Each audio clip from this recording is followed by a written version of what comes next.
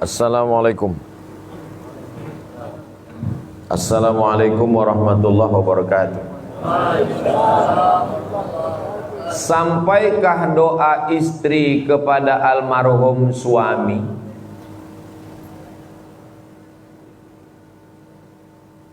Awak naik motor di jalan Harapan Raya. Sesudah jembatan sebelah kiri kan ada kubur, ya kan? Lalu awak ucapkan doa, Assalamualaikum ya ahlan diyar minal mu'minin wa inna insyaallah bikum lahiqun yarhamullahu al-mustaqdimin wal mustakhirin nas'alullah lana wa lakumul afiyah. Pertanyaannya, sampai enggak doa awak untuk yang dikubur? Sampai. Padahal mudah ada hubungan semuanya. Enggak ada hubungan nikah, enggak ada hubungan nasab, enggak ada hubungan nasib. Kenapa bisa sampai? Karena sama-sama beriman la ilaha illallah Muhammadur Rasulullah. Apalagi doa ibu kepada almarhum suami sampai. Tapi Buya, dalam hadis itu disebut iza mata ibnu Adam in qata'a amaluhu, kalau manusia lah mati putus amalnya. Dengarkan baik-baik. Jangan terlalu fokus doa sampai tidak mengisi kotak. Iko Abdul Somad, iza mata ibnu Adam, kalau mati Abdul Somad anak Adam, kalau mati Abdul Somad, inqata'a amaluhu, amalnya putus.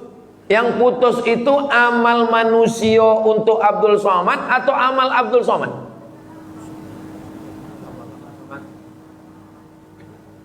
Kalau tuan pergi berzikir di tengah laman, memang susah jamaah diajak berpikir kalau ini belum sarapan.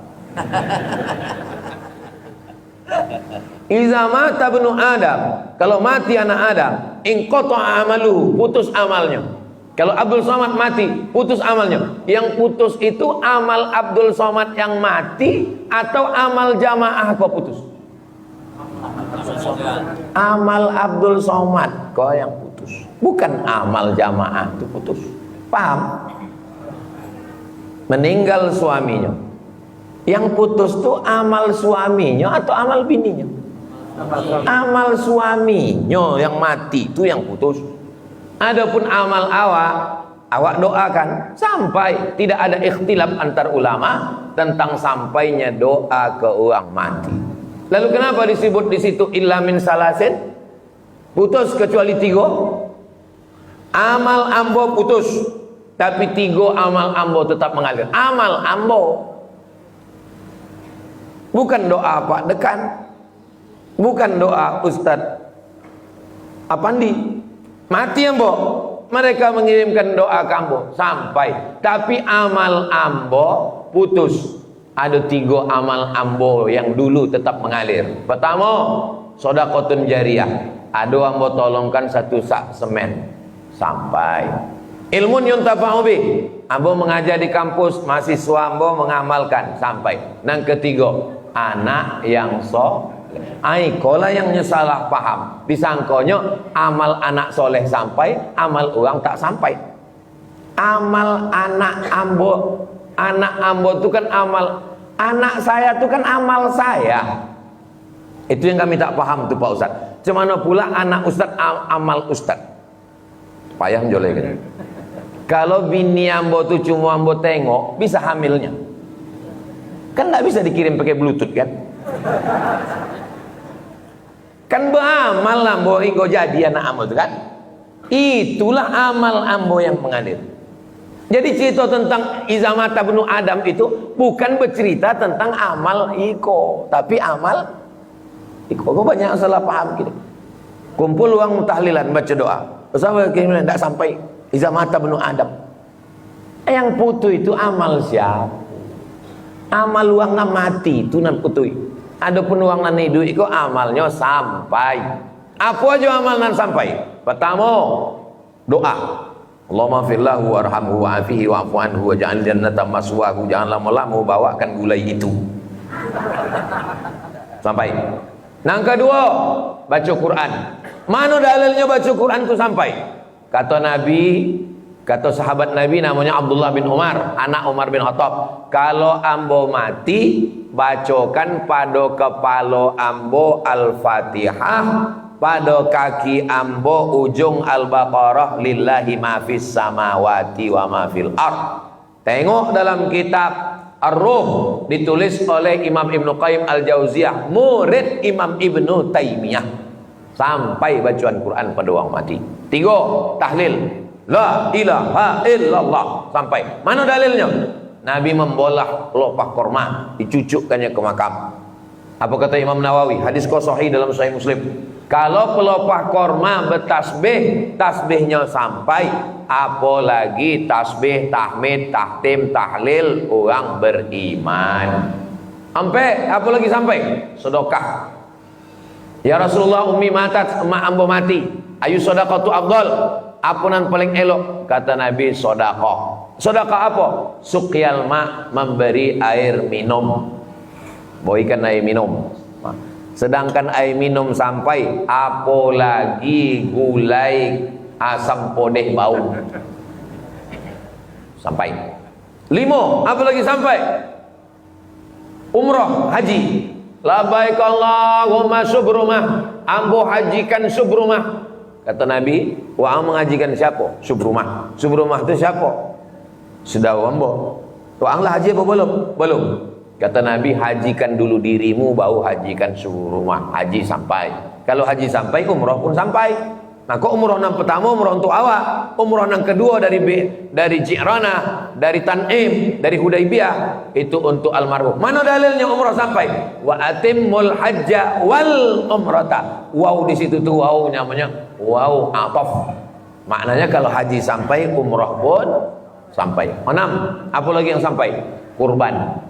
Nabi menyembelih kurban, Allahumma haza'an Muhammad wa ali Muhammad. Iko untuk Muhammad dan keluarga Muhammad. Waktu itu Khadijah sudah meninggal.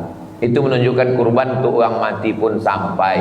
Bagi bapak ibu yang belum mendaftar kurban, daftar segera. Ingat, qobau terbatas. Umur saya 27 tahun dan memilih tidak pacaran. Saya berpuasa untuk menahan syahwat, tapi nafsu tak terbendung. Apakah mimpi basah itu dosa? Yang dosa itu yang awak bisa memilih, mau minum air zam-zam atau minum khamar. Awak bisa milih apa enggak? Bisa. Ambo minum air zam-zam, ambo dapat pahala. Ambo minum khamar, ambo dapat dosa. Yang dosa itu ketika bisa memilih. Mimpi bisa awak milih? Bisa. Malam itu nak mimpi sama siko. Malam itu mimpi sama mahasiswa fakultas pertanian. Malam itu sama fakultas. Bisa, bisa. Mana bisa? Kalau ndak bisa awak memilih, maka awak tidak berdosa. Apakah jatuh cinta itu dosa? Nah. Mimpi tak bisa pilihan. Maka kalau ada orang tidurnya di siang puasa, lalu kemudian maaf cakap mimpinya, keluar spermanya, batalkah puasanya? Tidak. Kenapa? Karena bukan pilihan. Paham tak paham? Paham. Apakah ada fatwa tentang masalah ulama memberikan aturan supaya menghindarkan diri, walladzina hum li amanatihim wa ahdihim ra'un, menjaga diri, menjaga amanah, walladzina hum li furujihim hafizun, menjaga kemaluan. Kata Nabi, kalau tak sanggup banyak puasa. Mudah-mudahan anak muda ini segera tamat kuliah, segera dapat kerja, segera punya modal dan menikah. Ibu-ibu jangan buat mahar tinggi-tinggi. Tanam pinang rapat-rapat supaya puyuh tak dapat lari, sudah dipinang tak dapat-dapat, dipujuk-pujuk dibawa lari. Nah, akhirnya sudah terjadi apa yang terjadi, barulah diizinkan MBA, Married by Accident. Mudah-mudahan anak-anak kita semuanya segera menikah dengan perempuan solihah baik-baik. Yang mengaminkan yang belum nikah aja. Bagaimana caranya lebih menumbuhkan atas keyakinan terhadap semua takdir yang telah ditakdirkan Allah? Sebab terkadang saya masih berpikir, untuk apa ketetapan ini diberikan kepada saya? Innallaha katabal maqadir. Allah sudah menuliskan takdir. Khamsin alfasanah, 50.000 tahun qabla an yakhluqas samawati wal ard, sebelum Allah menciptakan langit dan bumi. Yang kita tak bisa memilih. Pada perkara yang bisa memilih, jangan kau katakan takdir. Ini takdir yang bisa dipilih. Yang tak bisa memilih, diponis dokter kena penyakit kanker otak, bisa milih. Datang rupanya malaikat, mau kanker otak apa kanker jantung? Tak bisa milih. Jangan pada yang bisa memilih lalu kalian burukkan takdir Allah. Mahasiswa dikirim ke Pekanbaru kuliah, pacaran, hamil, balik ke kampung, ditanya sama emaknya, kenapa kau hamil? Ini takdir Allah. Dua dosa. Pertama dosa berzina, kedua dosa bicara takdir tanpa ilmu. Kau memilih antara pacaran atau tidak pacaran, antara keluar malam minggu atau tidak, antara mau atau tidak. Kan kau dikasih Allah, inna sam'a, pendengaran, wal basar, penglihatan, wal fuad, hati dan pikiran. Tapi pada perkara yang tak bisa memilih, takdir Allah. Diponis dokter kena penyakit kanker, takdir Allah. Lalu kemudian muncul dalam pikiran, kenapa mesti aku yang menerima takdir ini? Maka rukun iman yang keenam, antu'mina billah bil qadari, antu'mina bil qadari khairihi wa syarrihi, beriman kepada takdir buruk dan takdir baik. 3, pertama, tanamkan ke dalam pikiran bahwa ini takdir ketetapan Allah yang kita tidak bisa menolak. Yang kedua, husnuzon kepada Allah. Mungkin Allah ingin menghapuskan dosa saya, mungkin Allah ingin mengangkat derajat saya, mungkin amal saya kurang cukup masuk surga. Selalu husnuzon pada Allah. Yang ketiga, yang paling puncak, ridho. Ridho. Man lam yardha biqada'i, siapa yang tak ridho menerima takdirku, walam yasbir bibalai, tidak sabar menerima ujianku, falyatlub rabban siwaya, carilah Tuhan selain aku. Melembutkan hati dan pikiran dengan dua. Pertama dengan ilmu, yang kedua dengan zikir. Zikir banyak, memperbanyak zikir. Ikut suluk tarekat Naqsabandiyah, bagus untuk menanamkan zikir Allah ke dalam kalbu. Allah, Allah, Allah, Allah, Allah, Allah, Allah, Allah, Allah, Allah, Allah, Allah. Karena kalau ini hidup, ini berhenti. Yang paling jahat tuh ini. Kalau mulut ini bisa didiamkan, kalau tangan ini bisa didiamkan, kalau mata ini bisa didiamkan, tapi kalau di pikiran tak bisa diam. Kenapa aku yang sakit? Kenapa aku yang kena? Kenapa tidak tetangga? Kenapa tidak dia? Kenapa tidak dia? Kenapa? Itu mau bercakap suang. Lama-lama bercakap sama angkot. Kenapa kau? Tapi kalau ini hidup, zikir. Zikir 3. Zikir yang pertama istighfar, astaghfirullahaladzim, astaghfirullahaladzim, astaghfirullahaladzim. Zikir yang kedua selawat, Allahumma salli ala sayyidina Muhammad wa ala Muhammad. Zikir yang ketiga, afdalu dzikri fa'lam annahu la ilaha illallah, la ilaha illallah. Ibu bapak, adik-adik sekalian, kalau mau tidur pikiran macam-macam banyak, maka ditutup itu dengan zikir. Psikologi Islam.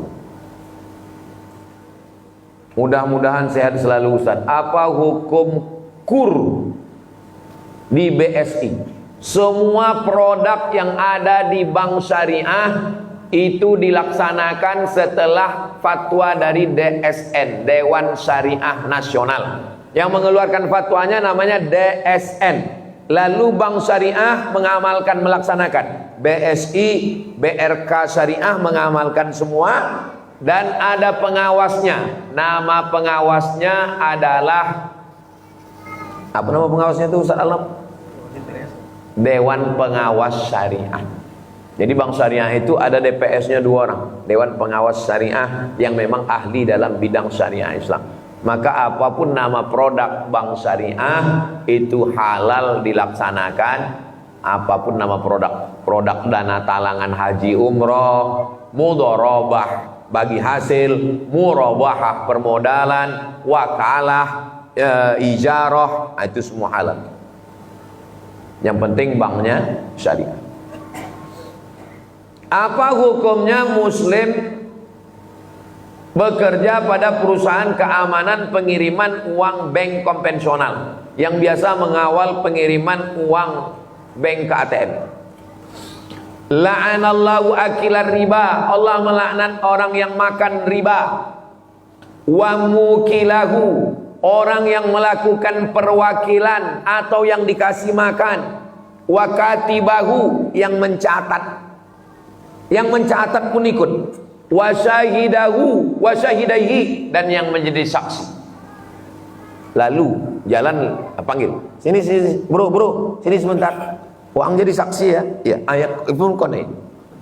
Yang mencatat, maka dikias, drivernya kena, security-nya kena.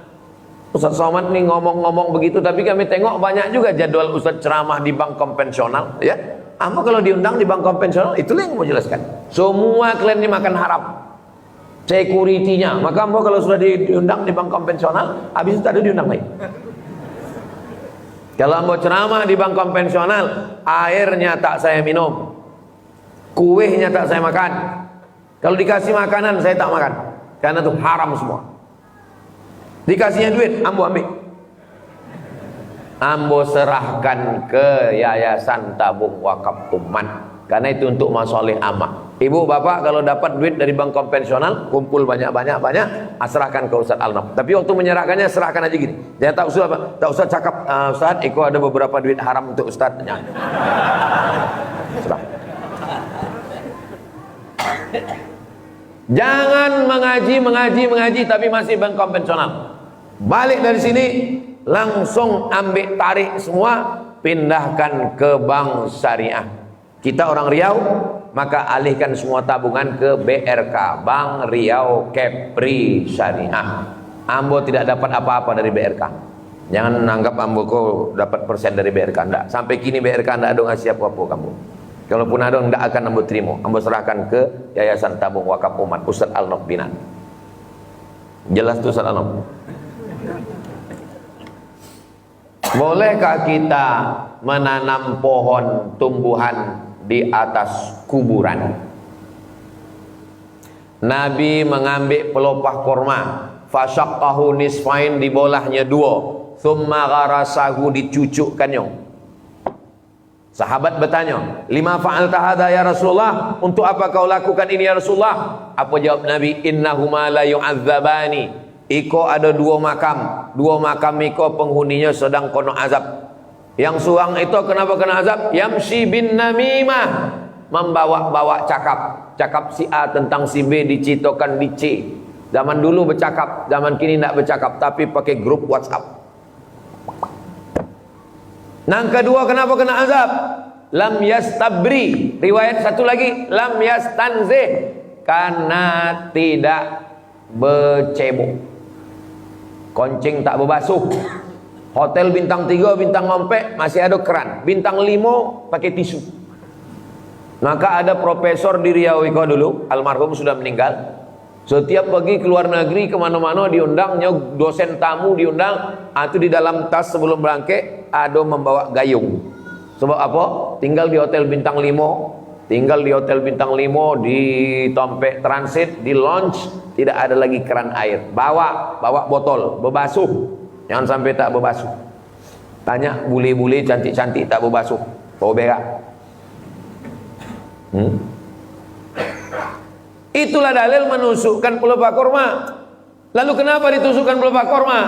La'allallah an yukhaffifa 'adzabahum ma lam yaibasa. Selama pelepah ini belum kering, maka pokok kayu ini bertasbih, tasbihnya sampai kepada orang yang mati. Apa kata Imam Nawawi? Kalau tasbih pelepah korma sampai, apalagi bacaan Quran dan zikir orang yang beriman. Tapi jangan gara-gara iko terlalu berpandu amal ke pokok kayu.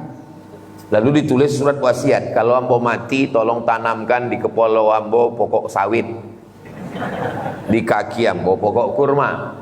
Pokok sawit 25 tahun baru replanting. Pokok kurma 1 tahun. Jangan berharap amal pada pokok kayu. Tapi hukum asal mencucukkan pokok kayu itu hukumnya sunnah. Nabi membuat. Kita ini pergi umroh, semua sudah dikerjakan, tapi tawaf wadahnya kita tak bisa karena haid. Orang yang mau balik nanti sore pesawat jam 3, lalu kemudian kata pembimbing pagi ibu habis sholat subuh langsung tawaf wadah. Maaf cakap, begitu habis sholat subuh mens, maka tawaf wadahnya gugur. Dia tidak lagi wajib melaksanakan tawaf wadah. Tapi bapak ibu yang sehat walafiat, maka melaksanakan tawaf wadah, tidak pakai sa'i. Tapi ada yang mengatakan kalau umroh tidak tawaf wadah. Mazhab Syafi'i, haji tawaf wadah dan umroh tetap tawaf wadah. Ambo ikut mazhab Syafi'i. Maka kalau ambo yang membimbing umroh, maka tetap tawaf wadah. Tuhan Maha Kuasa. Kenapa Tuhan tidak menciptakan anak atau istrinya? Kau mengetes-ngetes ambo. Makna setelah menyebutkan Allah, Allah subhana. Apa arti kata subhana? Suci. Allah maha suci dari anak, Allah maha suci dari istri. Subhanahu amma yasifun. Allah maha suci dari anak, Allah maha suci dari istri. Allah maha suci dari sifat makhluk. Itulah pentingnya belajar sifat 20. Wujud, qidam, baqa, mukhalafatuhu lil awadis. Allah mukhalafah, berbeda dengan makhluk. Allah wajib berbeda dengan makhluk. Kalau sama dengan makhluk, dia bukan Allah. Jadi kalau Tuhan kalian sama dengan makhluk, beranak, berbini, siapa nama anaknya? Hercules. Mati bininya, berbininya satu lagi, itulah emak tiri Hercules, jadi setan. Nama ayah Hercules kok Tuhan, namanya dewa Zeus. Jadi siapa yang menyembah Tuhan yang beranak berbini, nama Tuhannya Zeus, nama anaknya tunggal diutusnya ke bumi namanya Hercules. Kemudian Hercules kok berkelahi dengan emak tirinya, itulah setan. Ini mitologi dari Yunani. Allah dalam Islam mukhalafatuhu lil hawadis. Ini bukan masalah mampu tak mampu.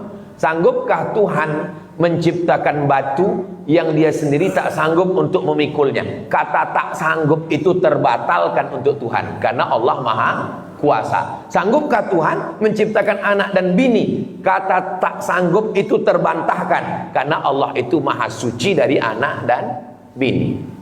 Kalau memang Tuhan kalian itu sanggup, nampakkanlah dirinya. Kalau nampak dirinya, maka dia sama dengan makhluk. Apakah orang sekarang saja yang minta Tuhan itu nampak? Ya Musa, lan nu'mina laka hatta narallaha jahrah. Wahai Musa, kami tidak mau beriman kepada engkau sampai kami menengok Tuhan itu secara nyata. Kalau ditengok secara nyata, maka dia hawadis. Sedangkan Allah itu mukhalafatuhu lil. Ambo berjumpa dengan mu'alaf masuk Islam. Ini semua agama dari cubunya. Macam mencubu makanan. Nasi goreng potai, nasi goreng kambing, nasi goreng belacan, semua dari cubu. Ambo orangnya penasaran, saya tanya, kenapa Bapak masuk Islam? Saya sudah nyoba agama semua Pak Ustaz. Terus kenapa masuk Islam? Karena Islam satu-satunya agama yang Tuhannya nggak kelihatan. Tengok, tak terpikirkan di kepala ambo jawaban. Maka kalau ingin menguatkan tauhid, kajilah sifat 20, wujud, qidam, baqa, mukhalafatul awadisi, qiyamuhu bi nafsihi, wahdaniyah, qudrat, iradat, ilmun, hayat, sama, basar, kalam. Ada laki-laki rambutnya macam sarang tawon, diputar-putarnya tangannya keluar omeh, dikulum-kulumnya mulutnya keluar omeh. Iya pulang. Ya, izin nak balik. Semua mengakunya Tuhan. Macam mana cara membatalkan? Adik-adik mahasiswa nanti digaku, ini Tuhan kami, this is my God. Macam mana cara membatalkan?